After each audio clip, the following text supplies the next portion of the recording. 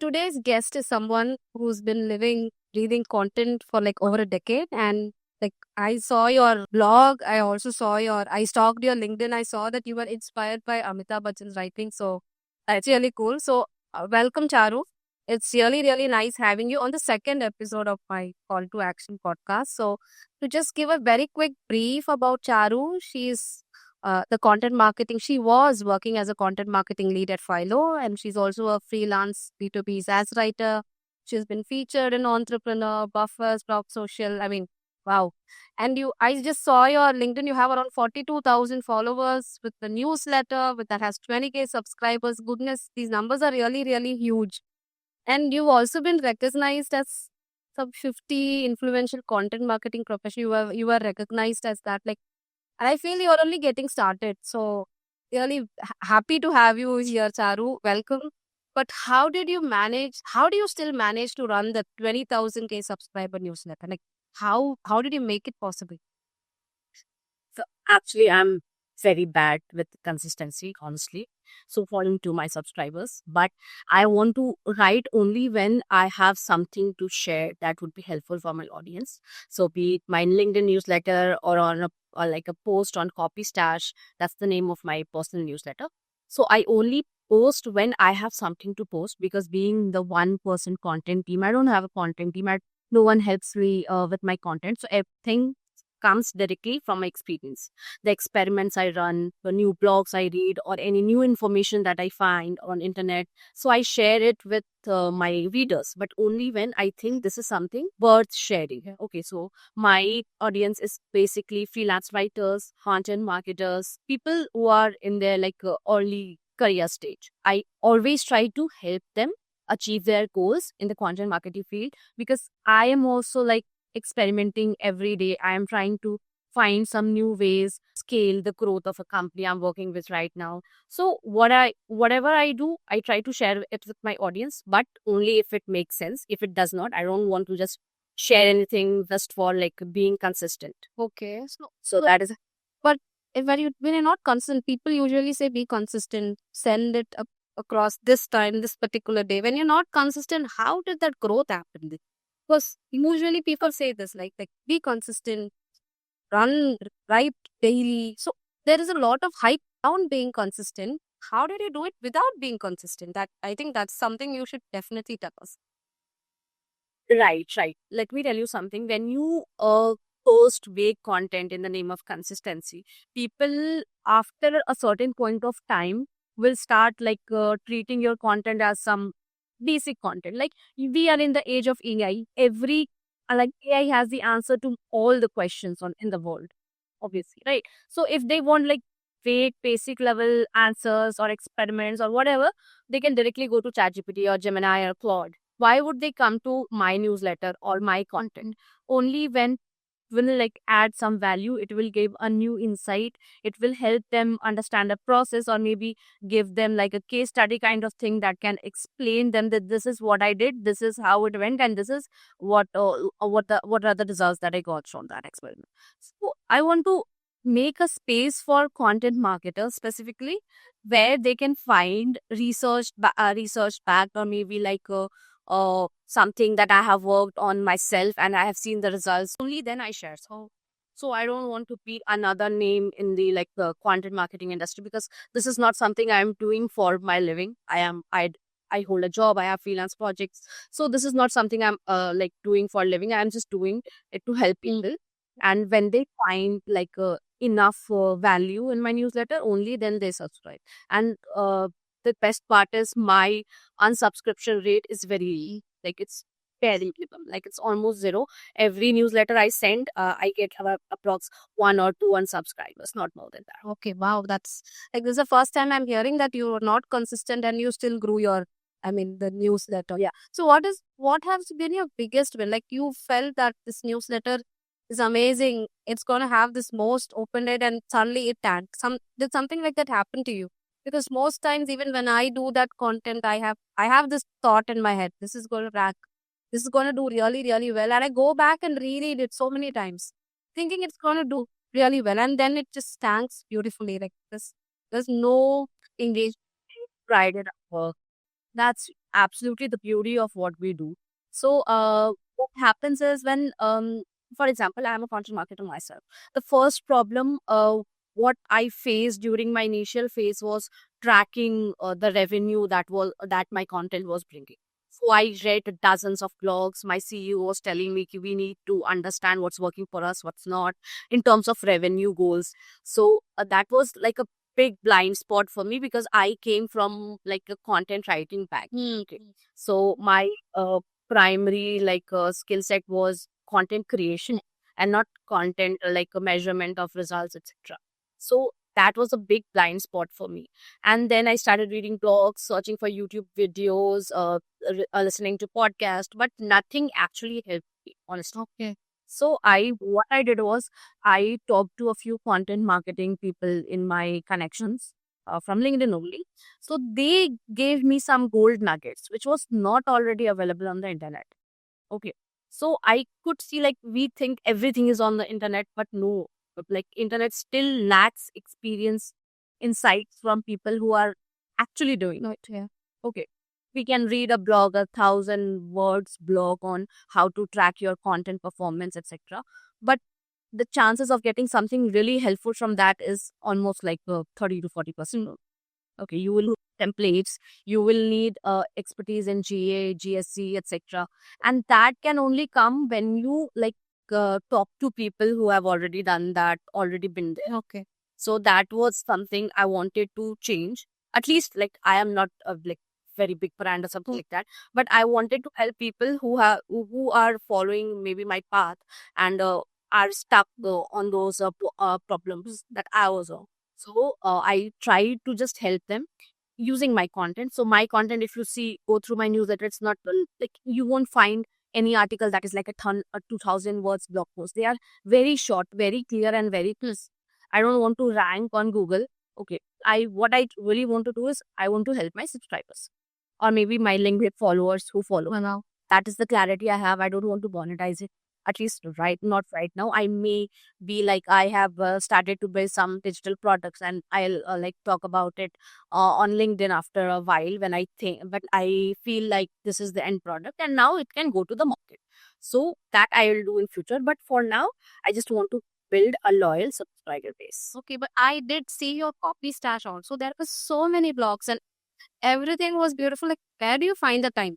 And honestly, as a head of content, I also do. I'm struggling. Like, I find where do you make time for that? Because all your blogs, they were really good. They were full of value. You were giving all these golden nuggets in those blogs. So, how do you make time for that, Charu? Because it's not easy, right? I mean, like, you have a full time job, you have freelancing projects. So, how do you find the time, or where do you like? How does this idea like really come to you? Like, okay, so let me write about this story. Does that come when you're working on something, or how does it happen? So, as a general practice, whenever I do any kind of experiment, maybe with AI or anything like a new tool or something, I maintain some notes. Okay. I maintain some notes while working so that even in future, if I come back to do the same thing, I'll have something for my reference. Okay. So, when I make those notes, I then just copy paste the notes into ChatGPT and ask them to write like a short a newsletter edition or maybe a short blog post, something like that. Like I give the context, but they have to turn it into something readable. So that's how I do. And the good thing about this is it's not directly helping me in terms of monetization, but it is actually helping me for my career growth. For example, one newsletter edition that I wrote was around AI and how it is helping me, something like that. So what happened after that edition? I got legit 2 job offers just because of that particular Wow. one edition. Wow, you got a job offer from a newsletter. Job. So, And yeah, and the CEO himself, not CEO, but someone on the executive level, messaged me on LinkedIn and told me that I have shared this edition with my team. wow. Okay, and now we want to like hire you if you are open for a job. So that was the conversation that I had. I still have the screenshot of that conversation. I'll someday post it on LinkedIn as is. So that is what's helping me because people are really curious about AI and how it can help them in every company. Like if you are working in rev growth, right? So you might have like this continuous discussions with your stakeholders, like how are we leveraging AI right now. That's something that's something similar in every startup, right? Yes, Uh, our conversations always revolve around AI. It's like every day we have a call as to how are we going to make this better? How is AI going to help us? Because I don't think AI is it's something we can separate ourselves from AI. Even in content line of work, I don't think we can do that because that is not possible right now. At Rev Growth, every we try to automate every function and the use cases are constantly growing. Anything we could think of, we'll be like, okay, can we automate this? Okay, so that is basically how it is. But initially I also thought, okay, AI is not going to, it's there, it's out there to, make my life miserable. I think that sentiment would have been shared by many. So how did you feel? Like, do you feel AI is like there to threaten us, or like how did you basically adapt? yeah, so it's definitely a threat, but it's more like a partner than a threat. If you see, if you understand what I'm trying to say, I work as a freelance writer also, and I'm seeing people, the number of jobs that we used to find on some Slack communities like Superpath or maybe S11S or everywhere, like it's declining, rapidly decline. Okay, that's one of the downsides of AI. But if you see, like the things that used to take us as content marketers, like a week or 10 days, now it's taking mostly 1 or 2 days because of AI. So AI is here, we cannot change the fact, and it's going to be there. Okay. So what the best we can do right now is partner with AI. Treat them as an intern or maybe an assistant who needs guidance, proper guidance, but can help you like maybe automate some of your recurring tasks, or maybe help you to like reduce the time you used to spend on a particular thing. So that is how you need to see AI, because it's going to be there and we cannot just run away from that. We can't. So it's important. But the a good thing about my writing business right now is like I work with just a couple of good brands, premium brands like Sprout Social or Buffer, or maybe Social Insider.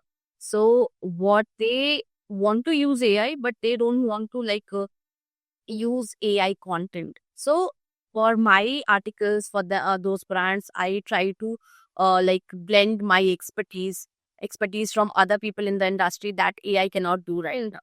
Thankfully, I am not been harmed because of AI that much. Obviously, there have been some occurrences where AI has really threatened me also, or anyone in the industry. But I really want to see AI as a partner and not as a threat. So now is that you said that your clients, they want to use AI but not in content. So where exactly do you think these use cases will be for AI in terms of content? Right? Yeah, so first of all, it's obviously research. I remember when I used to find stats for my articles, some reports, G2 reports, or maybe Statista, statistics, etc. It used to take me a lot of time, like 4 or 5 hours in just researching, right? And now because of AI, I can find that thing within an hour. I can even find the original sources. I can see what is going to work for my article when it's not. So that is like something where AI is actually helping us, right? So that is one thing. Other thing, I personally like to add examples in my content, like brand examples, real life examples, etc. There also AI is helping me now. It was like a really something difficult for me in the past, because you have to go through like hundreds of websites to find one relevant case study, or maybe like sometimes it still does not give you the right source. I've seen that. yeah. Sometimes I had to like change the idea now. I can add any fact there. It's very difficult to find the actual source because sometimes when I go and search, it will take me to a blog. And I click on the blog and then it takes me to another blog. So the idea of using blogs as a source itself, I just didn't feel right, because again that blog was only giving us information. Where is the actual source? That I just kept going around in circles. But yes, AI, it's been a little faster and easier. Yes. What other use cases you'd use it usually? For just like I mentioned, for research is the best use case for AI. Second thing, I sometimes treat AI as an editor for myself, because I work as a writer. I have seen writers like collaborate with editors to edit their for drafts, etc. So what I ask AI is be an editor. It's like a 5 out of 10 editor. Yeah. But still I manage it. Like, it at least gives me some critical points, like this is something you can use in your content, this is where you can add a CTA, this is the part where you can add an internal link or something like that. Or it's very much useful in adding relevant keywords, like scan through my article and where can I add these keywords, because obviously SEO is important. Or that is one thing that I use AI regularly for. Other than that, I sometimes also try to create comparison tables using AI. Okay. So you given your content and then say, hey, give me the comparison table. Yeah. Oh, exactly. Okay. I can enlist some G2 reviews. Okay, for if I am at product A versus product B, I can give them some 20, 30 reviews for both the tools, and then it can come up with some pros and cons, or maybe comparison tables, etc., which I can directly add. Other thing here, my company used to have Webflow for CMS. Okay. So it's really pain point to add a table in Webflow. If you have I know. I've been struggling with a client, and then the developer had to come in and show me like, hey, do this. But that was a learning curve. But yes, with Webflow, adding tables is a nightmare. But I think overall it's good. It's the table part is very difficult. Yeah, it's very difficult. So what I asked ChatGPT right now is, we just turn this into an HTML table. It gives me the code and I directly copy paste out. Yeah, so there are several such mini use cases of AI. Yeah, I mean, that's really interesting, because what I used to do is I used to go to a different website, get the HTML of that table, and then go back. I mean, it did not strike me that I could just do that in ChatGPT. That's true. So what is your AI tool stack like, Charu? Like, these are my go-to tools. I would always use them. So what do you call? What is that? So ChatGPT is obviously at the first position. Yes, undoubtedly. Second is Claude and Perplexity as well. Perplexity for research, Claude for refining the copy. I'm currently experimenting with AirOps to create workflows for blogs. Other than that, I also used Outrank. So that was also like a helper for creating a content calendar. Comes up with some really great ideas. It also does good with the first copy or a blog. Obviously, you will need some editing.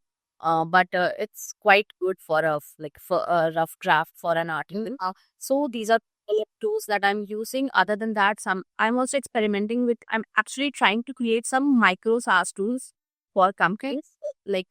I'm working with Super Profile right now, to help them boost the brand awareness and everything. So what I'm trying to currently do is I'm trying to create a small a micro SaaS tool for them using Lovable.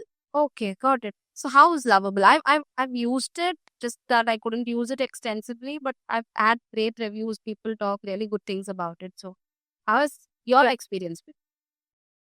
So I just started using it last week. Since last week, I have been like a Lovable user. So what I'm trying to do is create that Microsoft SaaS tools, which is almost done, but I still have to implement it on Webflow. So that is another thing I have to do it. I cannot give it like a complete review night right now, but it definitely is something something. I am not personally a coder, but it does give me something kind of a first draft in terms of SEO tools, which I can maybe send it to our engineers or developers who can check that and maybe make some changes from their side. And after that, we can directly publish it on web. Okay, wow, that's actually really good. Have you tried Bolt, Charu? That's another another happening to. How did you like it? Like Bolt or Lovable? Which one would you prefer? So for Bolt, what I did was I created a small portfolio kind of thing for me. Okay. So it was really easy. Just some prompts, and thanks to ChatGPT, they delivered ebook prompts. It delivered. So I just copy pasted it there. It created a really beautiful website. I needed to make some changes. That's a chatbot, right? So you can tell Bolt that these are the changes that I want. So within 5 to 7 prompts, I had a complete website which I could send to my clients or prospects as a portfolio. So it really worked well for me. That as well. And the best part is you can directly deploy it from platform. Okay, you have a website free of cost. The link is kind of fuzzy, but you get a website, right? I think So from there, that is fast. Earlier, we never used to get that also. You're always dependent on a developer. So I have built some websites using WordPress and Post and even Blogger in the past. So even those uh, drag and drop platforms used to take like 3 to 4 days to create a complete website. Yeah. But thanks to Post, I just took like 2 hours to create a complete website. Maximum was 2 hours. I've also used Wix in the past, but yes, what you said is true. No matter how much I do, it just does not work. It does not work according to me, and there's a lot of effort into it. I have to like drag, drop. My portfolio is still hosted on Wix, and I still drag and drop and do all that funny things. It takes me time, and even adding a blog, it like really takes a lot of time. So just Charu, this is a little offbeat question. Why did you come into content? Like, actually, this is not a chosen track for a lot of people. They just stumble into it. I was a writer. I was not a writer. I was a IT professional, but I stumbled into it as a freelance writer only initially because that I didn't want to sit simply. I thought, what am I good at? Okay, so what am I good at? I'm good at content. I'm good at writing. I'm good at writing really nice things. So that's how I stumbled into it. But then eventually I stayed because I really loved it. So how was your journey? Did you stumble or did you plan? How did that happen? So it's kind of a blend. I was always a curious child when it came to like computers, internet, etc. So just like I mentioned in my LinkedIn bio, that I started creating websites when I was in class 8, basically blog because I somehow heard that Amitabh Bachchan created a blog somewhere. Okay, know what CMS did he use? I did not even know what a CMS is. I just knew that you can build a page on the web that is completely focused on you. Oh wow. Okay. So what I did was I searched. Fortunately, two of my elder cousins, were engineers, and they were already creating some dynamic websites. At that time, my cousin had the biggest website for posting Sarkari Naukris. Oh. Okay, it was ranked for #1 for the term Sarkari Naukri. Oh. So from there, I got like the tool stack, everything, the ideas and everything. So I created my first blog on Blogger in 2000, I think 8 or something. I created that. So after that, I did not work on it. Honestly, I was a kid. I just wanted to experiment with things. So I created like, dozens of such blogs. I even like delivered projects to my family members. That wow, and you want passion, I can create a blog fee, a free blog. Who does not like free? Scissor is free. Blogger is free. So I created that and I experimented with WordPress as well. But I liked Blogger better because it was less technical. Yes. I tried to create own website about apps. I reviewed apps on my website. And fortunately, for some reason, it got AdSense approval within a week. Oh, it was bit. So that was a big thing for me because my cousins were earning in lakhs during that time using AdSense only. Wow. Okay, that's a big deal. That was a big deal for me. So I bought AdSense, but again, because of the habit of being inconsistent, I left it. After that, I again built another website, and I wanted to grow it using SEO. So I started learning SEO on my own. Okay, how to do it. I learned about backlinks. I learned about like when you become like known person on the web, the algorithm favors your website. True. Yeah. Okay, that is where I started pitching companies using LinkedIn. This was around, I think, 2017. 17 it was around. So I started pitching companies that, hey, I want to write for your website. These are my sample articles because I already had a ton of articles on the web thanks to my experiments in the Ask me. so I also had a Medium blog where I used to write something which there was no strategy at all, but something based on my experience again, like top tools for this, top tools for that, something like that. So I sent my samples, and fortunately, my first gig that I got was on entrepreneur.com, Entrepreneur India. Wow. Wow. You did it when the first time and you got it. So I think your samples should have like spoken volumes there. Yeah. Yeah, and it was kind a bit of my good luck as well because they were at that time looking for freelance writers. Oh, yeah. I think both goes in hand, but yes. So I used LinkedIn to reach out to the CEO directly. CEO it was CEO in they hold the Indian franchise of Entrepreneur. Okay. Okay. So I directly reached out to her She was not CEO. She was editor-in-chief. Yeah. No, Very- she was the editor-in-chief in India. So I reached out directly to her. She pointed me to the right person. Then I had a conversation with her, one phone call, then one short interview, then a sample piece. Best part and the most difficult part there was like I had to interview three CXO level people for each of my piece. So that also included a bit of journalism, right? Yes. So again, I used LinkedIn to reach out to CXOs like, hey, I'm writing an article for Entrepreneur India and I would love to feature your insights. So let me know if we can hop on a call, or maybe I can just, if you don't have time, I can just send you a couple of questions. You can like send me the answers and I'll try to incorporate those insights in my article. Okay. That's how it went. So I wrote around 10 articles for them. And the best part was I was getting paid for that. So this was the first time I got to know that I can get paid for my writing. Okay. So that's how it all began. Like one thing led to I another. think a lot of your side projects are what led to this entire thing, right? Like, how important do you think these are things? Like, I think for you, from hearing from your story, I think everybody should start off with a side project. So, Yeah, that's true. That's true. Side projects are something that will help you, like they will help you as steps, as your steps to like go to position where you dream to be at. Okay. I created Copy Stash. I got 2 job offers because I was doing experiments and people were curious about AI and they wanted to use AI in their current workflow. So that's how I got job. I used to like work for my website. I wanted to grow it, and for that I got to know about content writing. That content writing can help me earn money. So these are like stepping stones. So I really like encourage people around me as well to like have something as a side project. okay. So, okay. Now that now that you're saying side projects, what can give us some examples? You know, like people, I'm going to post this on online. So the next question they're going to ask me is, what side project do I do as a content person? Like what do I do? That's because that there is no clarity there.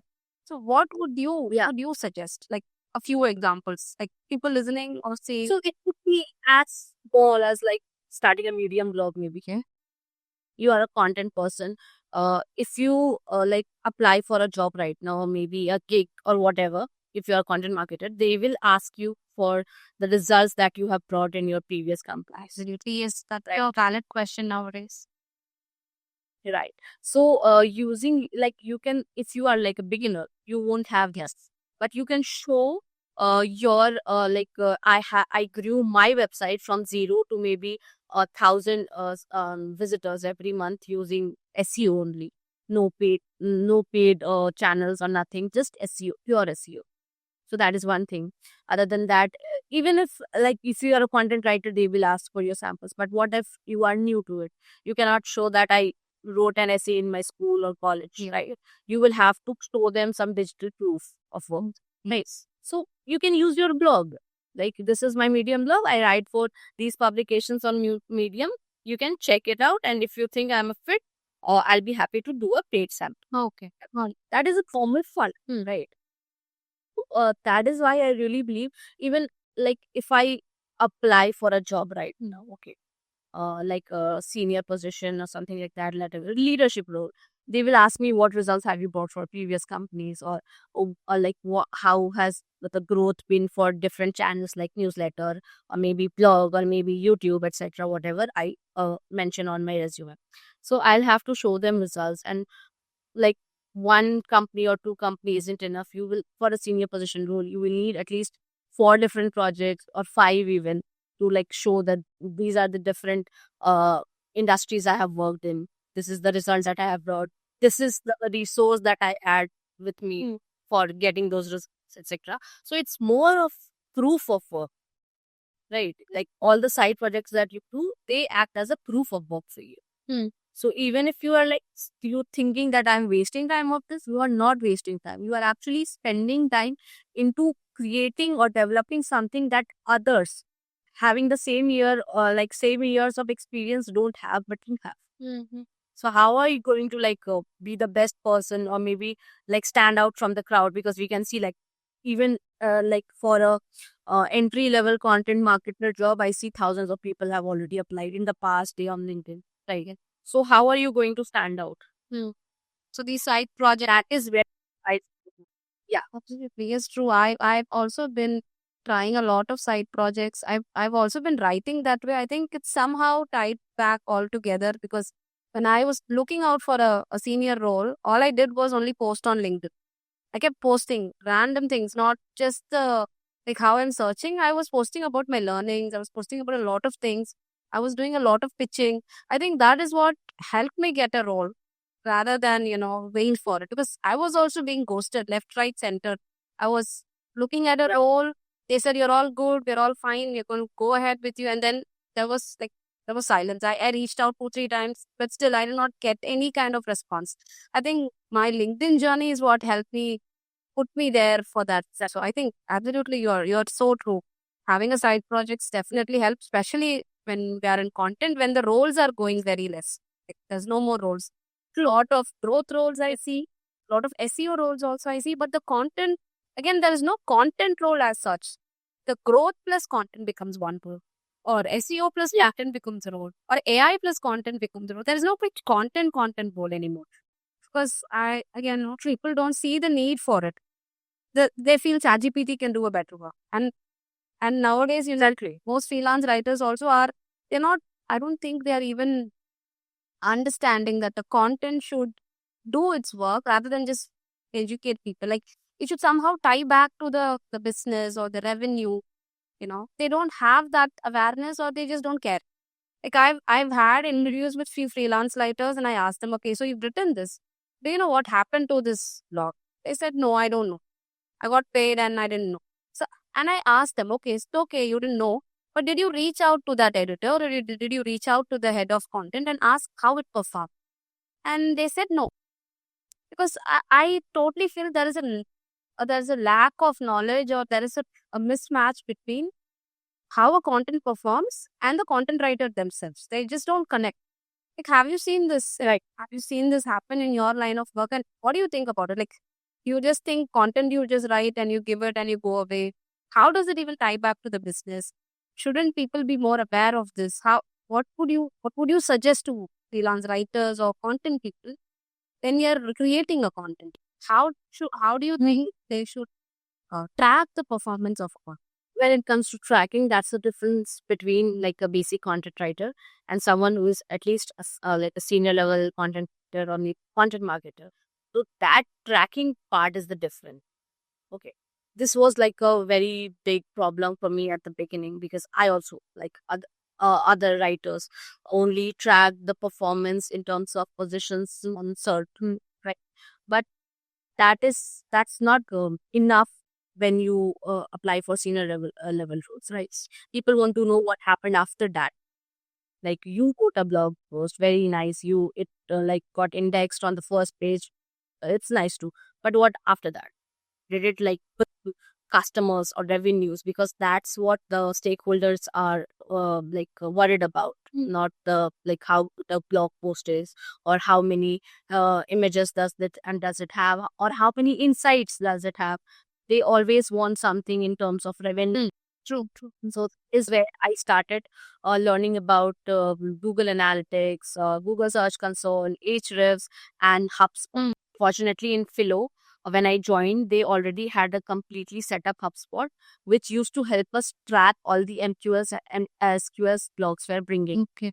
So how much revenue is coming through those blogs was like completely explained on those tables. And this is the first that a person came onto, and then after that he did this, and after that he went to the pricing page, or maybe he booked a demo, something like that. So we tracked everything, and even after that, like the demo was booked, what did the sales team tell about that particularly? What was it like an SQL, or it was like not an ICP fit, something like that. So it helped us get insights on what kind of content is working for us, what needs to be changed, how like even if we are getting one of the biggest problem that we faced was we were generating enough MQLs, but they were not like converting into customers. So what was the issue? So the issue there was some kind of messaging in the content. So we changed the message. We made it very targeted to our potential for our potential customers. Then the quality of the leads started to improve. So this is something we did, and it's obviously important. At the end of the day, the stakeholders are going to ask you how much revenue are you bringing. So that is one thing that I would recommend everyone to learn. Maybe do an internship. Even I would also say that even if you are like experienced content writer, 2-3 month internship in a content marketing firm, maybe, or maybe a SaaS brand where they are tracking everything, so that you can learn how to do that. Also, that is going to be the biggest differentiator in the future. Okay. Okay. So now that you've said that they have to, absolutely yes, they have to tie back to the revenue. So what kind of changes have you done, or you have suggested to people to do in their content that that actually drives the conversion? Like you've seen these probably is, as you just said, the messaging was a little off. Okay, and probably you could have, I've also seen content where the introductions are quite off. That they are so boring. They're just like, so it makes the reader sleepy. They don't even go inside the rest of the content. And sometimes I've seen landing pages, copy, and all of that having too many messaging, too many. That the user is like, okay, so do I buy this or do I? People leave confused. So if there is a copy or if there is a content that you feel like is not converting, so what are the few elements that you will actually look into to make sure, like, hey, you fix this, there is a higher chance of it giving you a better conversion. If that is the case, what would you suggest? So first of all, obviously the product messaging, it's really important. Second thing that I would recommend is to have one page for a specific product. Okay, one page for a specific product. Yeah, specific. Don't like make a mix. Like even for example, Super Profile, the company I'm working with right now, as sub, they have different kind of tools like the link in bio tool for Instagram, DM automation tool. Then there is some monetization. There are some monetization tools. So what we are currently working on right now is creating a landing pages, or maybe web pages, not landing pages, product pages for each of those products. Okay, so each of them. Okay. Yeah, each of them. They are all like interrelated, but we still want to have specific product pages for those products. For example, suppose a creator is coming only for Instagram DM automation, so they will just have that land on that page, and they will only read about that feature, so that it does not like confuse them. Okay, so if you want them, there's this particular product, and we after that we try to like push that person down the funnel to try our other products as well. So it's like a part of the funnel, and clarity is very important. If you confuse the users or customer, the readers, they won't like go down the funnel. They will think like, I am already confused at the first. Why would I do it? Yes, exactly. So no, basic strategy, right? So that is something I really want to have. Even for Philo, we had different pages for different products. So that is something everyone needs to do. After that, you can maybe like relate that particular product to other products, that this is the result you are getting with this particular product, but these are the results you will get when you use our other products as well. Okay, so this is in the product page itself, or this will be probably somewhere else altogether? Somewhere else, not on the product page. There could be some case studies. For example, case studies are present ones of for like pushing people down the funnel. Use of case studies. For example, we showed that this person got maybe 48K or 50K followers using this particular product, and we will tell our readers that this is what person did after that. But he also, like, for monetizing that particular earning through that that follower base, this is what he did. Okay. So you can do that.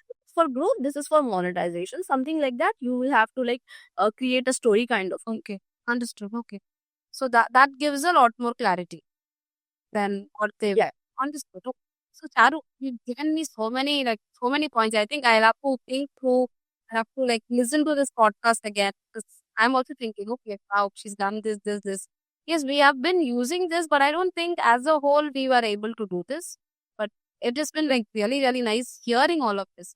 But then I have a last few final questions before I wrap this up. So what do you think would be your, like, these are a few mistakes I did. Please, guys, don't do these mistakes. Like, because I did this because I just didn't know. So, don't do it. So what that would be those like any one or two, probably three. What would those mistakes So, I did? like I mentioned during our conversation, at the beginning, I was not very much worried about the analytics part. I was not learning. I wasn't like getting involved in those discussions.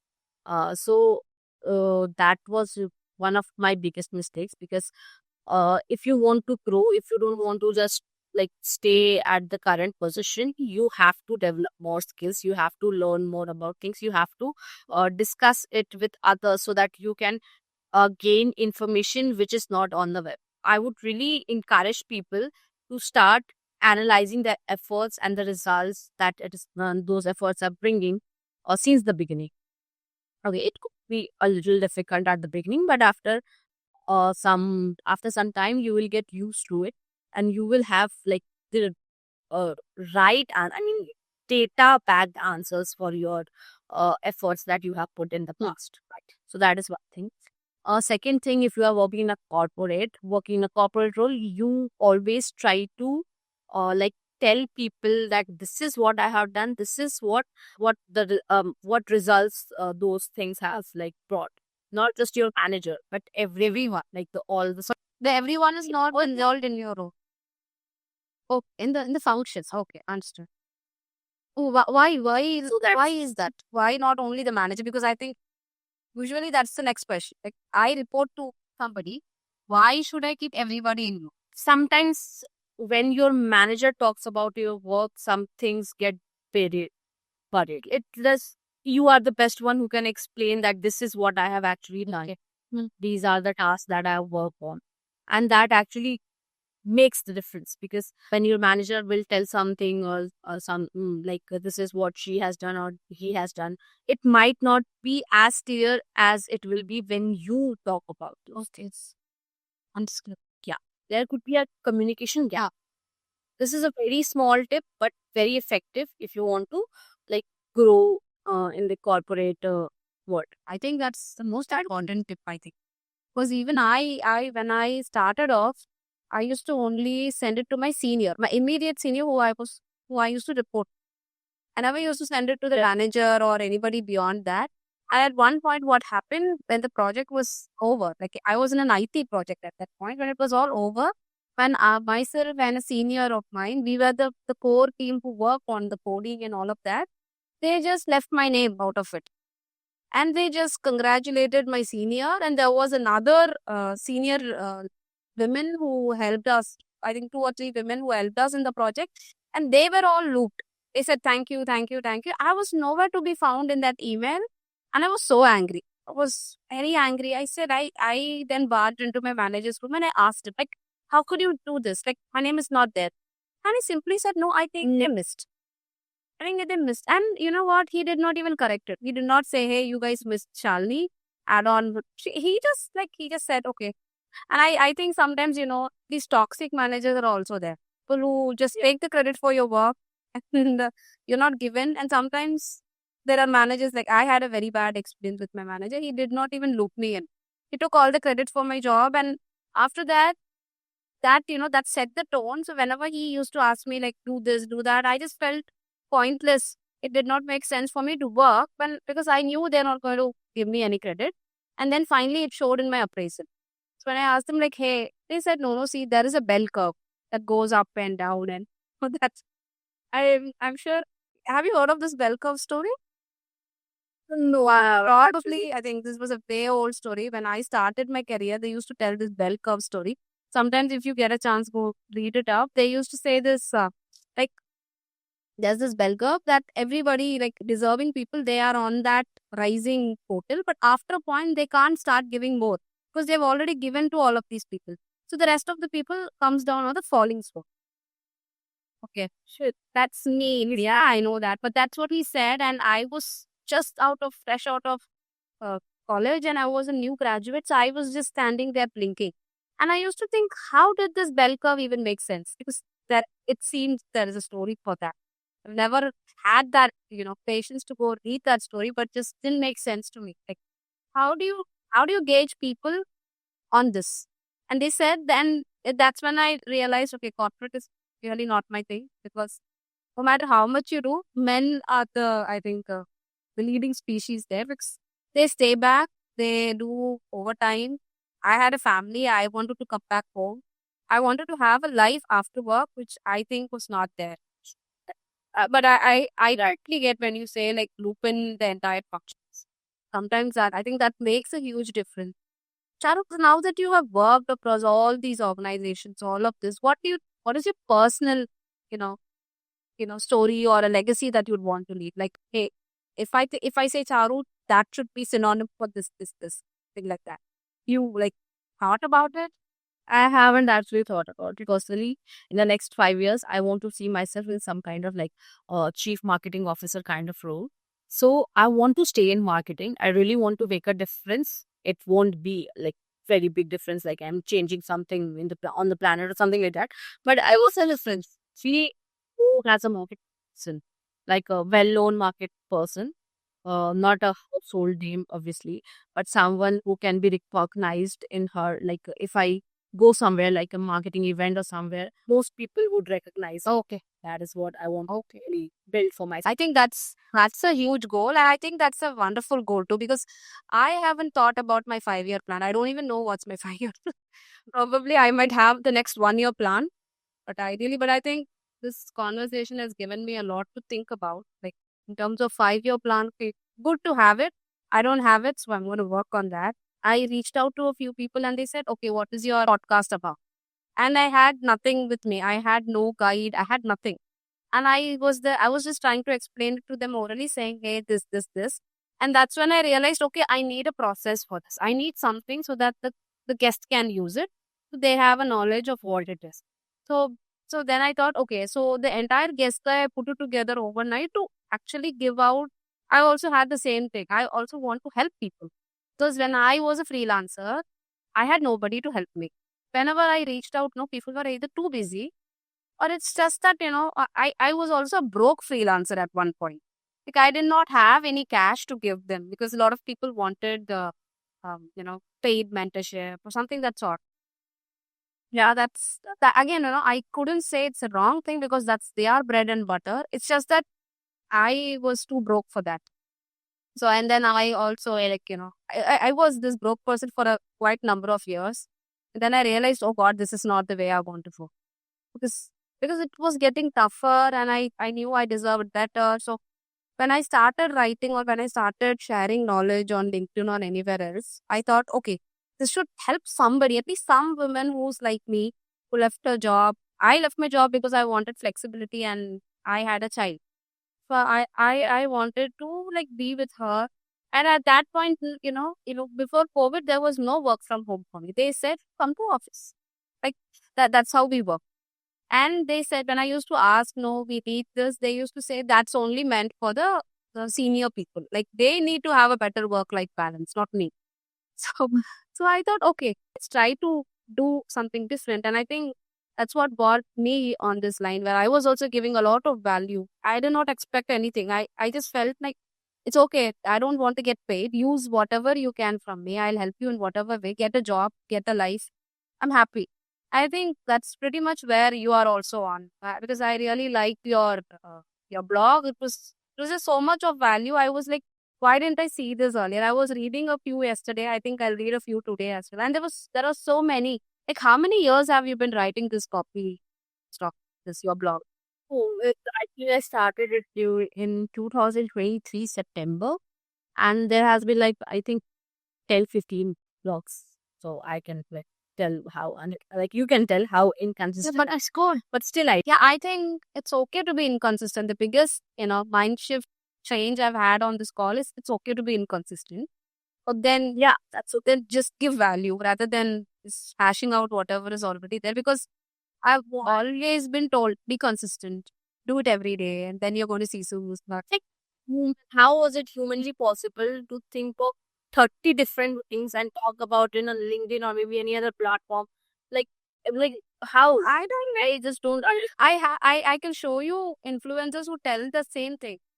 Post. Yeah, they tell but they have like a team with That it. you know. But when like everything, how is that even possible? That is not possible for any normal human. I follow an influencer. I actually resonate with his ideas. But then the point where one day he said, "This is day 1523 of me posting consistently." I was like, how is that possible? How did you do it? Yeah, With them. true. That's not possible. If either you will like have a lot of AI tools working like on behind your back, or maybe a team who is like creating content, ideas, calendars, the content, the tracks, everything. That is not possible. Yeah, for me. but then I'll only speak if I have something worthy to speak. absolutely. It's like I really saw that post. I'll someday probably share it with you. He had said this is day 1523 of me posting consistently. And I felt like, how did he do that? How did you pull 1523 days of just posting? Like, I couldn't post. Like, I can't post. I'd miss a day. And that post, that made me realize, is this man bluffing? Because, see, there are certain posts, no, you just lose that kind of interest on that person after that. That's what happened. Like, I thought, how did you do that for 1,000 days? Forget the 500 days. You've done for 1,000 days. And he said that you be consistent, you will see results. And then he said, don't listen to people who say don't be consistent. So my biggest mindset shift is like, it's okay to not be consistent and still grow a huge following. I mean, that's like a huge shift on for me, Charu. So thank you for being as a guest and, sharing all of that nuggets with me. This is amazing to have you on this podcast with me. And I really, really hope we connect on LinkedIn personally, professionally. And I hope I do get a chance to work along some. Yeah, I do hope that. Right. So thank you, Charu. Thank you so much. Hi. Bye.